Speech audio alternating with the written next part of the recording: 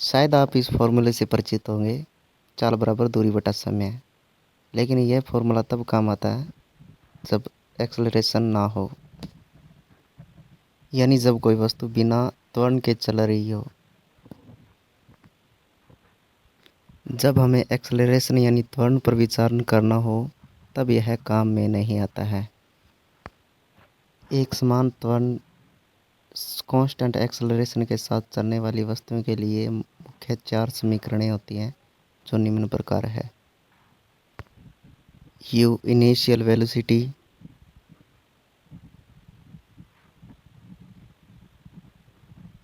v final velocity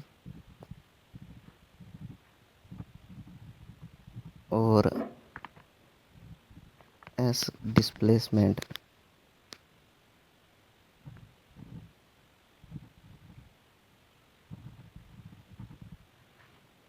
और t time का measurement करते हैं। तो इस प्रकार है। तो सबसे पहले हम इक्वेशन 1 का डिराइव करेंगे। तो इक्वेशन को ड्राइव करने के लिए पहले हम ये इक्वेशन लेते हैं। तो सबसे पहले त्वरण की परिभाषा के अकॉर्डिंग वेग में परिवर्तन की दर समय के सापेक्ष है। तो इसके अनुसार a equal to final velocity minus initial velocity upon t. तो टी को ए के साथ लिख देंगे उस साइड में ले जाने के बाद में, और अब यू को इस साइड में ले आएंगे, v equal to u plus a t. तो इस प्रकार हमारी ये पहली समीकरण प्रूफ होगी। तो इसी प्रकार दूसरी करेंगे ड्राइव। इसे समझने के लिए हम वेग समय ग्राफ का उपयोग करेंगे, इसे समझेंगे सबसे पहले। तो ये v और t के बीच में होगा, यानी वेलोसिटी और टाइम। जब t 0 है तो इनिशियल वेलोसिटी u है और फाइनल वेलोसिटी यात्रा के अंत में v है। तो ये ढाल हमें त्वरण के बारे में बताएगी। तो हम इस ढाल के नीचे का एरिया निकालेंगे टोटल विस्थापन के लिए। तो सबसे पहले हम 2 भागों में बांटेंगे, एरिया ए और एरिया बी। अब हम स्लोप ए के नीचे का एरिया कैलकुलेट करेंगे। इसे हम 2 भागों में बांटेंगे, एरिया ए और एरिया बी। तो एरिया ए के लिए हम त्रिभुज के फॉर्मूले का यूज़ करेंगे, 1/2 आधार गुणा ऊंचाई। तो आधार अब हमारा हो गया टी, 1/2 आधार हो गया टी, और ऊंचाई के लिए हम फाइनल वेलोसिटी में से इनिशियल वेलोसिटी माइनस करेंगे, u v minus u into t. और एरिया बी के लिए यू टी आ जाएगा। तो अब हमें टोटल डिस्प्लेसमेंट चाहिए, विस्थापन। तो हम इन दोनों को जोड़ देंगे, एरिया ए और एरिया बी को। तो इसे कैलकुलेट करते हैं। एरिया ए में टी का मल्टीप्लाई करते हैं, 1/2 वी टी, फिर -1/2 यू टी आ जाएगा। यू के साथ मल्टीप्लाई कर देंगे और फिर प्लस में आ जाएगा यू टी। अब प्लस यू टी में से -12 यू टी कैंसिल हो जाएगा। तो इस प्रकार 1/2 we T plus U T. तो अब 1/2 को कॉमन ले लेंगे और टी को भी कॉमन ले लेंगे, 1/2 एस इज इक्वल टू 1/2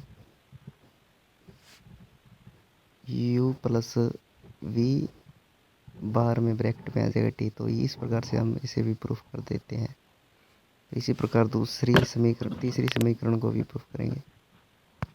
इसे प्रूफ करने के लिए हम समीकरण 1 लेंगे, इसका मान समीकरण 2 में पुट करेंगे, और यहाँ हम v को इलिमिनेट करेंगे। यहाँ पे इसका कोई काम नहीं है।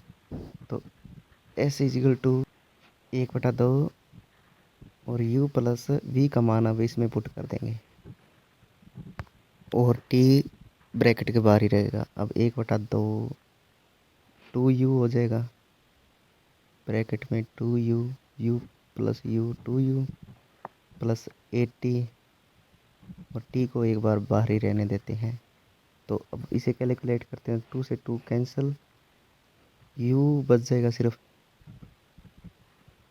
और इसमें हाफ 80 आ जाएगा और टी को एक बार बाहर रहने देते हैं। अब इसे टी से मल्टीप्लाई करते हैं इस इक्वेशन को, s is equal to u t plus half 80 square. तो ये भी हमारा इस प्रकार से प्रूफ हो जाता है। तो इसे भी हमने सिंपल टाइप से ड्राइव कर दिया। इसी प्रकार चौथी समीकरण को भी करेंगे ड्राइव। तो इसके लिए हम ड्राइव करते हैं, समीकरण को लेते हैं, इसको भी हम समीकरण 3 की तरह ही ड्राइव करेंगे। तो इसमें फर्स्ट समीकरण का मान समीकरण 2 में रखेंगे। तो इसमें यहाँ टी को एलिमिनेट करेंगे। समीकरण 1 के अनुसार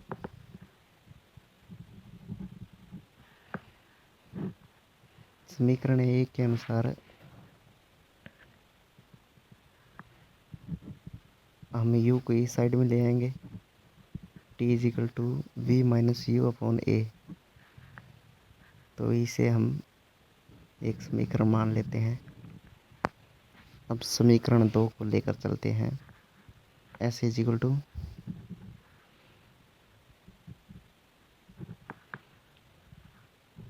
1/2 u प्लस वी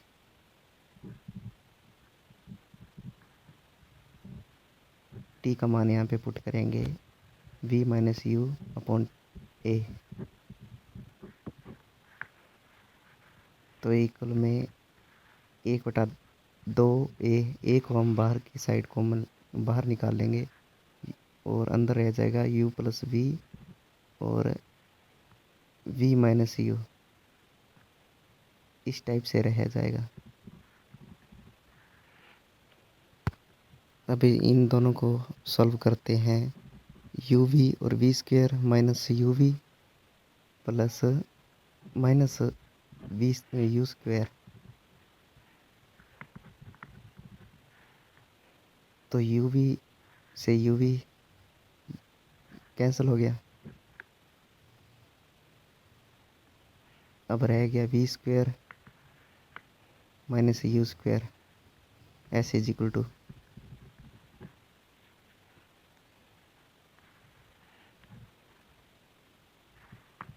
अब 2a v square is equal to 2a को साइड में s की साइड में ले जाते हैं, तो 2as प्लस यू स्क्वेयर। तो इसे सही से करके राइट करेंगे तो ये इसी टाइप से हो जाए, v square is equal to u square plus 2as। तो ये भी इस प्रकार से ड्राइव हो जाता है। तो दोस्तों ये हमने मोशन ऑफ इक्वेशन सॉल्व कर लिया, ड्राइव कर दी है।